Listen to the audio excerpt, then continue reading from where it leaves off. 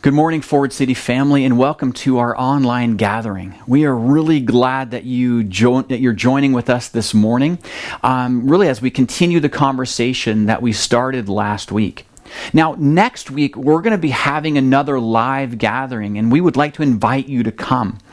So if you want to be able to come to that, it's going to be at the Retro Suites again, and we're only allowed 80 people at a time, so you need to sign up in order to come. And you can sign up on our webpage, and you can sign up at our Facebook page. Now, it is kind of a bummer that we're only allowed 80. Maybe in the future we're looking at maybe expanding that to maybe 2 services. But until then, we have to keep that number down to 80. So please sign up.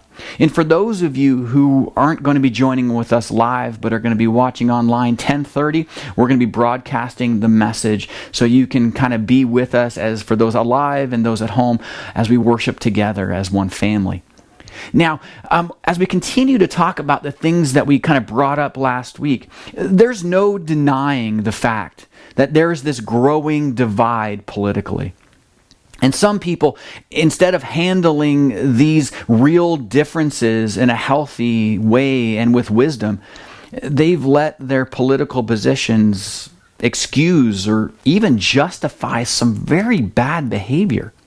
And this behavior, instead of drawing people together, instead of helping change opinions and change minds, these bad behaviors are actually more polarizing. They've created a greater divide, and they've even led to more and more bad behavior. And what makes this climate so alarming is that this behavior is starting to creep into the church a little bit. So that's why we're looking at this through a biblical lens. We're looking at our attitudes and our character through a biblical lens, because if we don't, these behaviors have a potential to divide the church rather than bring unity.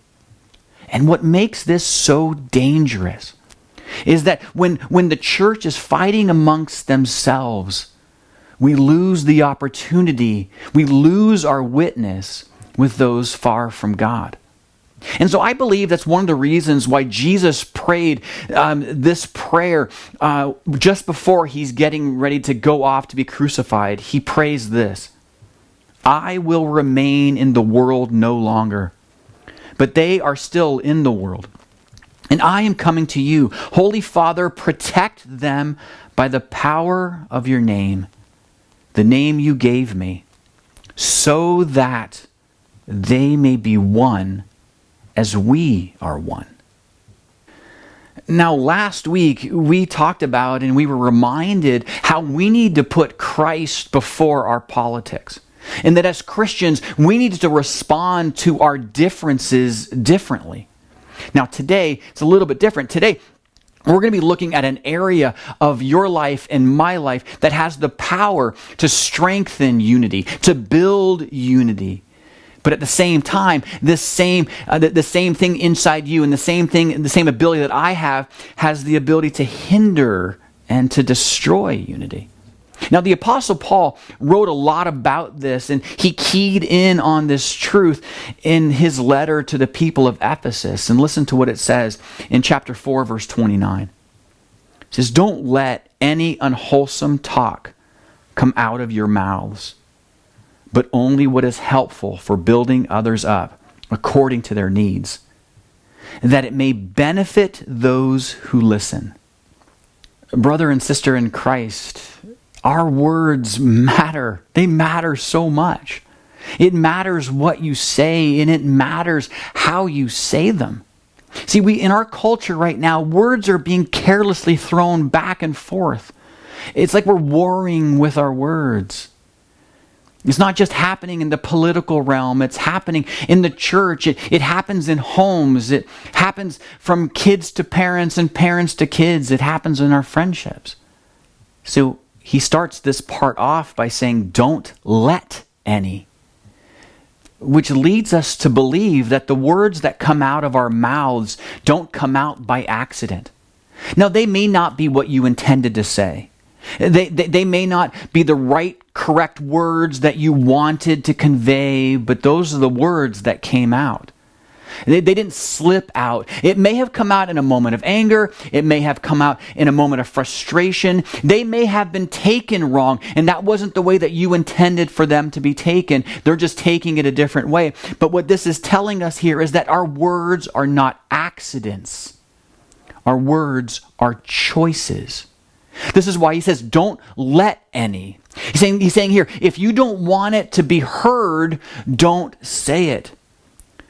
You can't put it on other people for taking it wrong if it came out of your mouth. See, if you don't want them to take it the wrong way, then you need to ask God to help you say it the best way. And see, what the Apostle Paul is saying here is that every word you use is a word you choose. He says, don't let any unwholesome talk come out of your mouths.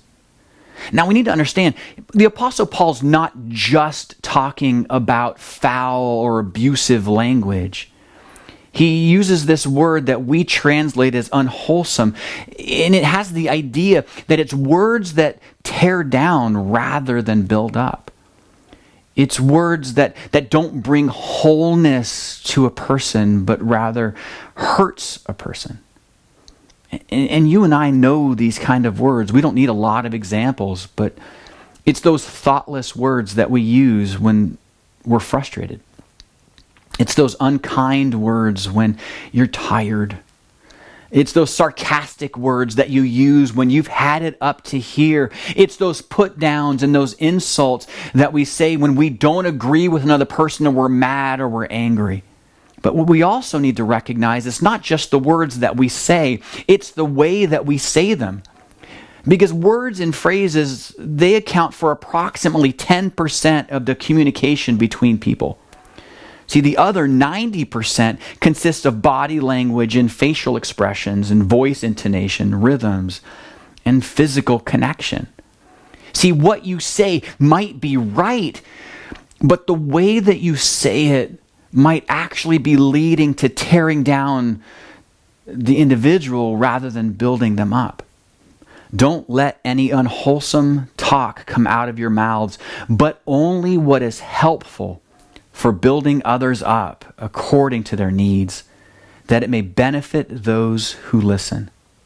And here what the Apostle Paul is saying is that our words need to be intentional, and they need to be intentionally beneficial. See, that word helpful has this idea that it's generous and they're kind.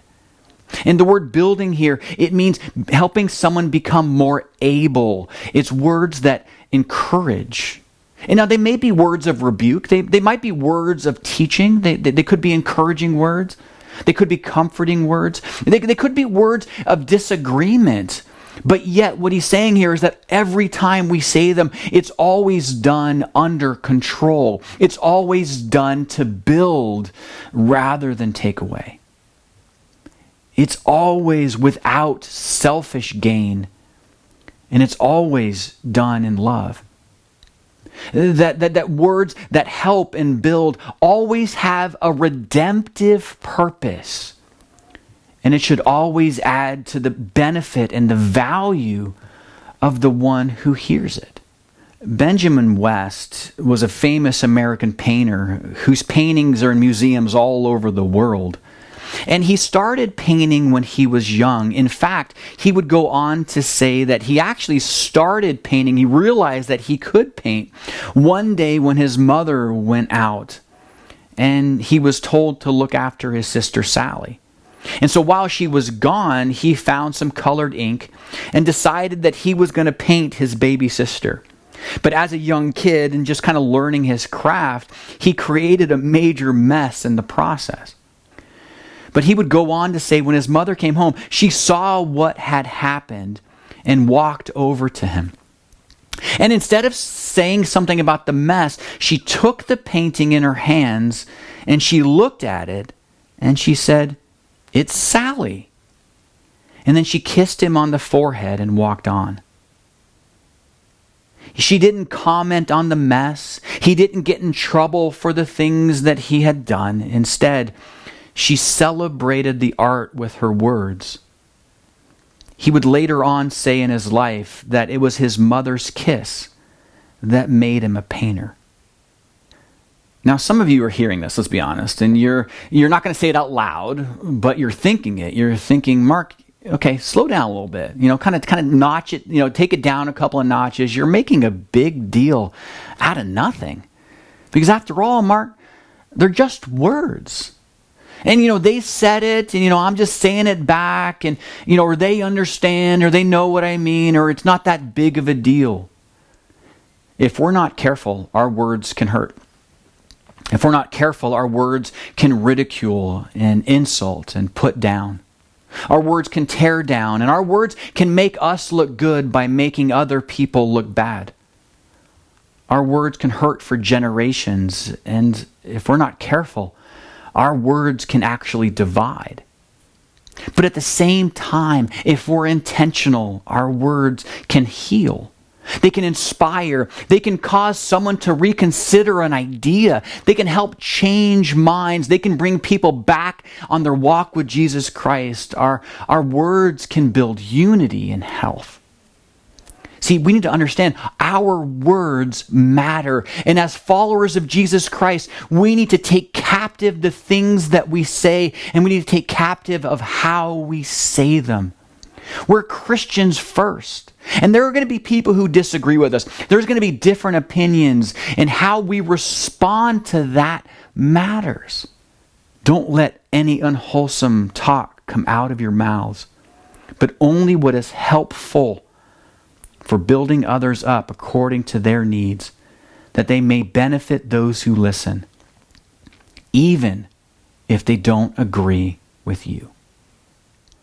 So as we leave this conversation, as we go out into the rest of our day and into our workplaces and into our neighborhoods and into our homes, let's be intentional to follow what God is saying through the Apostle Paul's words here, that our words need to build and to be helpful. Because your words and my words matter. Let's use them wisely. Love you, and I pray God to continue to bless you and protect you, that He would continue to shine His face upon you and be gracious to you. And He would continue to show you His favor and give you His peace. So next week, as we gather together live at the Retro Suites, remember, sign up if you want to come. And if you're going to be watching or joining with us online, make sure you're ready for 10:30, and we'll be able to worship together as one family, whether we're online or live.